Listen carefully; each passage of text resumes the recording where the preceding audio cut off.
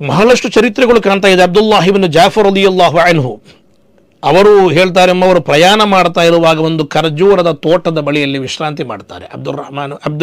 Abdullah Ibn Jafar ರಲಿಯಲ್ಲಾಹು ಅನ್ಹು ಒಂದು ಯಾತ್ರೆಯ ಮಧ್ಯೆ ಒಂದು ಖರ್ಜೂರದ ತೋಟದಲ್ಲಿ ವಿಶ್ರಾಂತಿ ಮಾಡುವಾಗ ಆ ಖರ್ಜೂರದ ತೋಟವನ್ನು ನೋಡುವ ಒಬ್ಬ ಗುಲಾಮ ಅವನ ಬಳಿಗೆ ಒಂದು ಮಧ್ಯಾಹ್ನದ ಹೊತ್ತಿಗೆ ಅವನು ಊಟಕ್ಕೆ ಒಂದು ರೊಟ್ಟಿಗಳನ್ನೆಲ್ಲ ನೀಡಲಾಗಿತ್ತು, ಅದನ್ನೆಲ್ಲ ಸರಿಪಡಿಸುವಾಗ ಒಂದು ನಾಯಿ ಅಲ್ಲಿಗೆ ಬಂತು.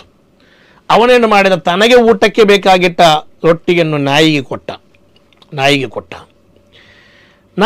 ಅವನಲ್ಲಿ ಸುಮ್ಮನೆ ಕೂರುವುದು ಕಂಡಾಗ ಮಹಾನರಾದ ಈ ಅಬ್ದುಲ್ಲಾಹ್ ಇಬ್ನ್ ಜಾಫರ್ ರಲಿಯಲ್ಲಾಹು ಅನ್ಹು ಕೇಳ್ತಾರೆ, ಅಲ್ಲ ನೀನೇನು ತಿನ್ನಲ್ವಾ?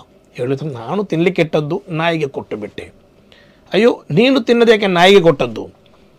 ಅವನು ಹೇಳ್ತಾನೆ, ಇಲ್ಲಿಗೆ ನಾಯಿ ಬರುವುದಿಲ್ಲ, ಸಾಮಾನ್ಯವಾಗಿ ಇಲ್ಲಿಗೆ ನಾಯಿ ಬರುವುದಿಲ್ಲ, ಆದರೆ ಇವತ್ತು ನಾಯಿ ಬಂದಿದ್ದರೆ ಆ ನಾಯಿ ತುಂಬ ಹಸಿದಿರಬಹುದು, ಆದ್ದರಿಂದಲೇ ಅದು ಬಂದಿದೆ, ಆಹಾರ ಹುಡುಕುತ್ತಾ ಬಂದಿದೆ, ಅದು ನನಗೆ ತುಂಬ ನೋವಾಯಿತು, ಅದಕ್ಕೆ ಕೊಟ್ಟು ಬಿಟ್ಟೆ.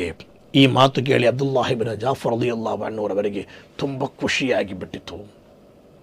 ಅವರು ದೊಡ್ಡ ಮೊತ್ತವನ್ನು ಕೊಟ್ಟು ಆ ಒಂದು ತೋಟವನ್ನು ಖರೀದಿ ಮಾಡಿ ಆ ತೋಟವನ್ನು ಈ ಗುಲಾಮನಾದ ವ್ಯಕ್ತಿಗೆ ದಾನ ಮಾಡಿದರು.